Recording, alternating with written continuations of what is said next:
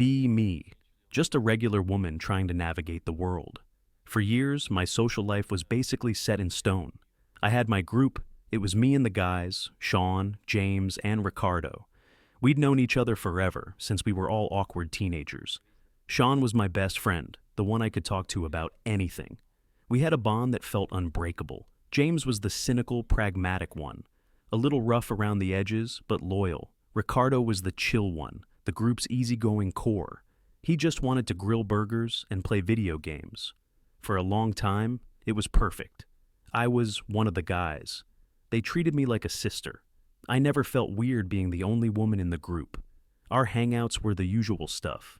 Pizza and game nights at Sean's apartment, summer barbecues, grabbing a beer at some dive bar. It was comfortable. A couple of years ago, though, something in my perspective started to shift. I started reading more, listening to different voices, understanding the structures that govern our society. It felt like a veil was lifted from my eyes. I started seeing things I couldn't unsee. The little things, the casual comments, the media we consumed, it was all dripping with problems. And I felt a responsibility to talk about it, especially with my closest friends. I thought if anyone would understand, it would be them. They were good men, just a bit oblivious. My goal wasn't to attack them, it was to help them see, to help them be better. At first, it seemed fine. I'd point something out, and they'd kinda nod along, even if they didn't fully get it. But slowly, I started to feel like I was talking to a brick wall. The first time it got really awkward was during one of our game nights. It was a Friday, maybe late fall, because it was already dark and cold outside. We were all at Sean's place. He'd just bought some new fantasy RPG everyone was excited about. They were a few hours in when I showed up after finishing some errands. The air was thick with the smell of pizza and the sounds of button mashing. I grabbed a slice and sat down on the couch to watch. Ricardo was playing a heavily armored warrior. James was some kind of rogue, and Sean was a sorceress. I watched for a few minutes, and the design of Sean's character just started to grate on me. She was supposed to be this all-powerful magic user, yet she was wearing what amounted to a glorified swimsuit made of metal. It was absurd. I tried to bring it up casually. I mentioned how funny it is that male characters in games get full plate armor, but female characters are lucky if their vital organs are covered. Ricardo chuckled but didn't look away from the screen. James just grunted. Sean was the only one who responded, saying something like, "Yeah, it's pretty dumb, but the magic stats are insane." I couldn't just leave it at that. This was a teachable moment. I started explaining how it's a classic example of designing for the male gaze, how it reduces a potentially strong female character to simple eye candy, reinforcing the idea that a woman's value is tied to her appearance, even in a world with dragons. The room got noticeably quieter. The button mashing slowed down. I could feel the mood shifting from fun and relaxed to something heavy, like a classroom. Ricardo cleared his throat and made a joke about how his warrior's armor wasn't exactly practical either. I told him that wasn't the point. His character wasn't sexualized. He was designed to look powerful. It's a fundamental difference in design philosophy. James finally put his controller down and looked at me. He said it was just a game they were trying to play to unwind after a long week. I felt a flash of frustration. That's the core of the problem. People dismiss these things as just a game or just a movie, not realizing that this is how harmful norms are perpetuated. It's the subtle, everyday stuff that does the most damage. I told him that. I explained that refusing to think critically about the media we consume is a form of complicity.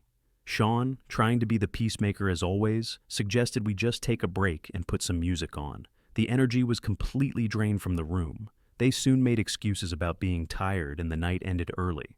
I left feeling a little disappointed. It felt like they were actively resisting the conversation. I wasn't trying to ruin their fun, I was trying to add substance to it. A few weeks later, a similar thing happened on movie night. They wanted to watch some old action movie from their childhood. A big, dumb, explosive blockbuster. I agreed, thinking it could be fun to watch it from a modern perspective.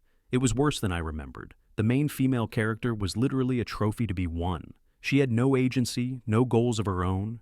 She just screamed and looked pretty. The male hero was a walking bundle of toxic masculinity, solving every problem with his fists, showing no emotion except for anger, and treating women like objects. Halfway through, I just had to pause it. I asked them, Do you guys realize how problematic this is? James threw his hands up in the air. Ricardo suddenly became very interested in his phone. Sean just looked tired. He asked if we could please just watch the movie. I tried to explain that it's not about the movie itself, but about what it represents, about the messages we absorb when we watch things like this uncritically. The conversation went in circles. They saw me as a killjoy, and I saw them as willfully ignorant. After that, the invitations to movie nights started to dry up. They'd still invite me to hang out, but it felt like they were carefully curating the activities to be safe from my critique. We'd go for hikes or to a bar where the music was too loud to talk deeply. It felt like they were managing me, not engaging with me. The real turning point, the moment I think things truly started to break, was over something much more serious. It was in our group chat. Sean sent a message one afternoon. He was clearly upset. He'd been working towards a promotion at his job for over a year, putting in extra hours, taking on new projects.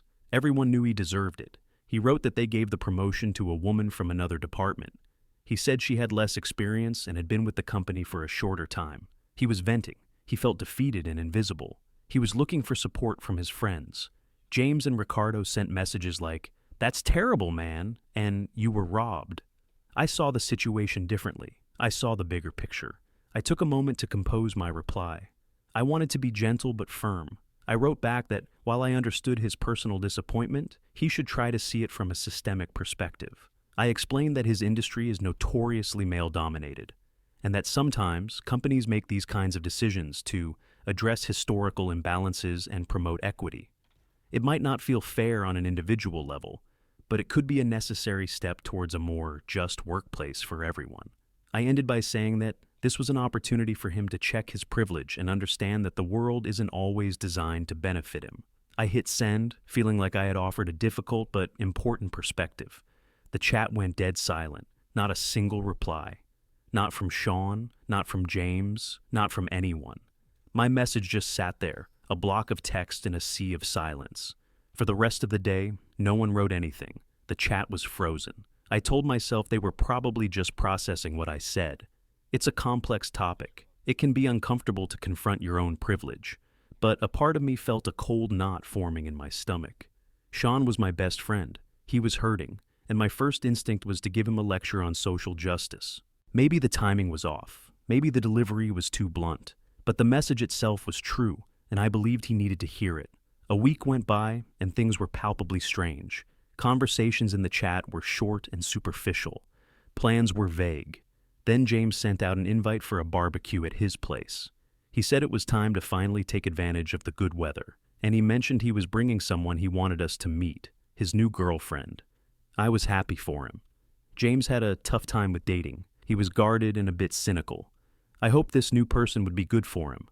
The day of the barbecue was perfect. Sunny, warm, a light breeze. I arrived a little late and saw everyone was already in the backyard. James was at the grill, Ricardo was setting up some lawn game, and Sean was talking to a woman I'd never seen before. She must be the new girlfriend. She was exactly the type I expected James to go for. Very pretty in a conventional way. Sweet smile, quiet demeanor. She was laughing at something Sean said. A very delicate, polite laugh. James came over and introduced us. She was perfectly nice. Shook my hand, said it was great to finally meet me, that she'd heard so much about the group. She had even brought a homemade potato salad. Of course she had. Throughout the afternoon, I watched her. I tried to engage her in a real conversation, to get a sense of who she was beyond being James's partner. I asked her what she did for a living, what her passions were. Her answers were all very safe. She worked in administration. She liked baking and gardening. She loved listening to James talk about his work. Every time James spoke, her eyes would be glued to him, hanging on his every word. When he made a lame joke, she'd be the first and loudest to laugh. She kept asking if anyone needed another drink, if she could help with the food. She was constantly serving. It was honestly a little sad to watch.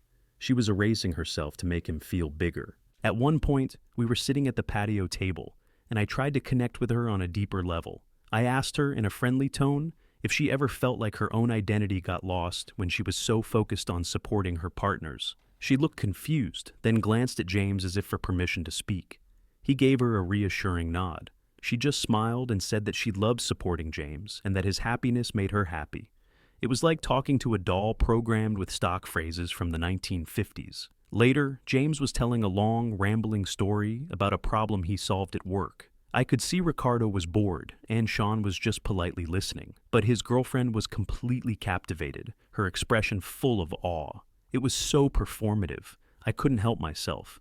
I asked her, "Don't you have your own opinions, or do you just let James do the thinking for both of you?" I said it with a smile, to show I was teasing, but the smile on her face vanished. James shot me a look that was pure ice. The atmosphere immediately dropped 20 degrees. She mumbled something about needing to use the restroom and quickly went inside. James just stared at me, his jaw tight. "What was that?" he finally said, his voice low and angry. I was taken aback. I told him I was just trying to joke around, to get her to open up a bit. He said it didn't sound like a joke. After she came back, the dynamic was ruined. She stayed close to James and barely said another word to me. When it was time to go, she gave me a brief, chilly goodbye. After they left, I stayed to help Sean and Ricardo clean up. Once we were alone, I had to say something. I turned to them and said, "Okay guys, for real, what is up with her?" They both stopped what they were doing and looked at me. She's a walking stereotype of internalized misogyny. It's like she has no personality of her own outside of him. James is a smart guy. He can do so much better than some Stepford wife in training. I expected them to agree, or at least see my point. Ricardo just shrugged and continued packing up the leftover food, avoiding my eyes. But Sean's reaction shocked me. He didn't say a word. He just put down the trash bag he was holding, gave me a long, unreadable look, and then walked away toward the front of the house. He didn't even say goodbye, just left. I stood there in the fading sunlight, completely bewildered. It was just an observation. It was the truth. Why was everyone acting so weird? The days after the barbecue were quiet, unusually quiet. The group chat, which normally had a constant stream of memes, random thoughts, and plans, was a ghost town. At first, I didn't think much of it. I figured James was still sulking about my comments, and Sean was probably giving him some space. It felt childish, but I decided to be the bigger person and let them cool off. They needed time to process things. Sometimes growth is uncomfortable. I spent the rest of the week focused on my own stuff: work, reading, catching up on podcasts. By Friday, the silence was starting to feel less like they were cooling off and more like they were deliberately ignoring me.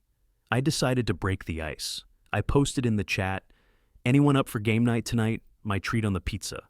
I waited. An hour passed. Nothing. Another hour. Still nothing. The message just sat there, marked as read by everyone, but with no reply. This was new. Even if they were busy, Ricardo would usually jump at the offer of free pizza and games. A little flicker of annoyance started in my chest. This was getting ridiculous. Were they really all going to give me the silent treatment over a single comment? I tried to rationalize it. Maybe they had all made plans together and felt awkward saying so. It stung a little, the idea of them hanging out without me, but it wasn't the end of the world. The weekend came and went in total silence. By Monday, my annoyance was turning into genuine concern, mixed with a healthy dose of anger. This wasn't just immature anymore, it was disrespectful. I had been a part of this group for over a decade. I deserved, at the very least, a conversation. I decided to message Sean directly. He was always the reasonable one. He was my best friend. I sent him a text. "Hey, is everything okay? The chat is dead and nobody's responding. Did I miss something?" I watched my phone. The message was marked as delivered, but the red receipt never came. That was strange. Sean was always on his phone. Maybe he was in a meeting.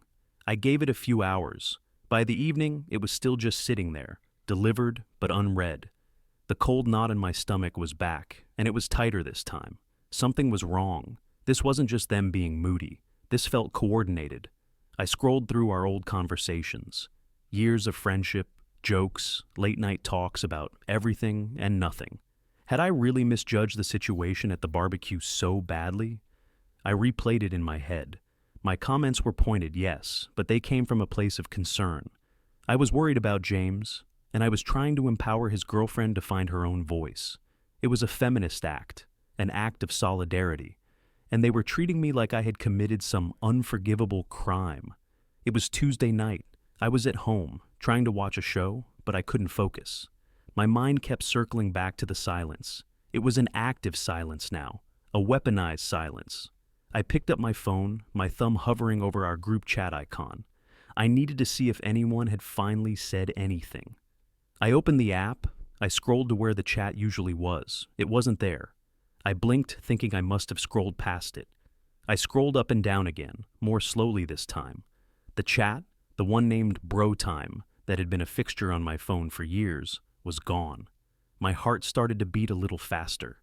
This had to be a glitch. Maybe the app was bugging out. I closed it and reopened it. Still nothing. I restarted my phone, my hands feeling a little shaky. The phone booted back up. I held my breath as I opened the app. The chat was still gone. Okay. This was not a glitch. A wave of cold dread washed over me.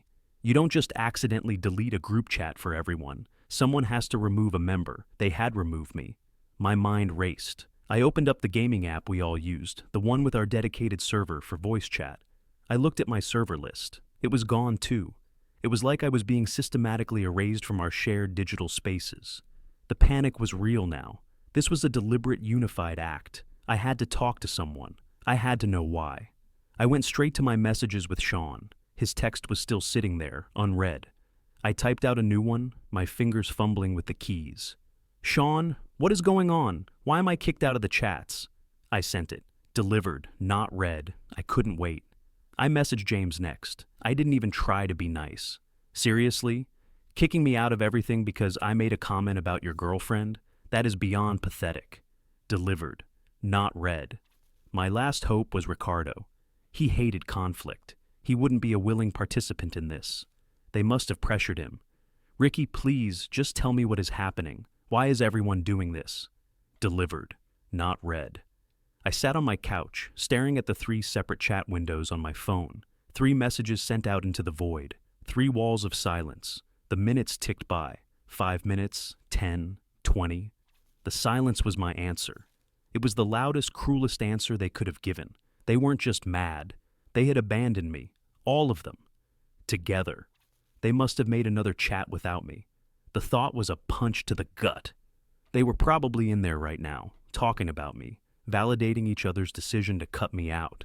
The image of them all laughing, feeling relieved that the problem was gone, made me feel sick. My anger boiled over. This was a betrayal on a level I couldn't comprehend. After everything, all the years of friendship, all the times I was there for them. I had listened to Sean's relationship problems for hours on end. I had helped James move apartments 3 different times.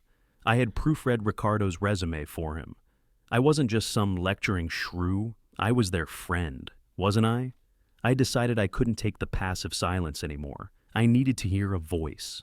I went to my contacts and hit the call button next to Sean's name. The phone rang, and rang, and rang. It felt like an eternity. Each ring echoed in the silent apartment, mocking me. Finally, it went to his voicemail. "Hey, it's Sean. Leave a message." I hung up without saying anything. My throat was too tight to speak. He had seen my call. He had watched it ring and deliberately ignored it. My hands were trembling now. I tried James next. I pressed the call button. It made a weird, short beeping sound, and the call immediately ended. I tried again. Same thing. He hadn't just ignored me. He had blocked my number. The finality of it hit me like a physical blow. Blocked. A function you use on spammers and harassers, not on a friend of 10 years. I didn't even bother trying to call Ricardo. I knew what the result would be. I was completely locked out. They had built a fortress and I was on the outside, in the cold, all 3 of them. It had been planned, a conspiracy of silence. My entire support system, the foundation of my social life, had decided in unison that I was no longer welcome. They had held a secret meeting, a trial where I wasn't present to defend myself, and they had passed their sentence. Banishment. I looked at my phone, at the screen that was now a symbol of my isolation. The people I thought I knew better than anyone had become a united front against me, all because I challenged them, all because I refused to sit quietly and smile while they indulged in their comfortable, unexamined worldviews. I had one last thing to say. I opened my message thread with Sean again. My best friend. I didn't even know what I wanted to write. I just needed to send something. One last scream into the abyss. My thumbs moved on their own, typing out a single desperate question. "Why are you doing this to me?" I hit send. I watched the message appear in the chat bubble, but something was different. Underneath the text, there wasn't a delivered status. There was just a single, lonely gray check mark. Message sent, but not delivered. My breath hitched. I knew what that meant. While I had been trying to call James, Sean had blocked me too. I was officially, completely, and utterly alone. I sat there in the dark, my face lit only by the pale glow of the screen, staring at that single gray check mark, the symbol of an ended friendship, an unanswered question. The silence was absolute.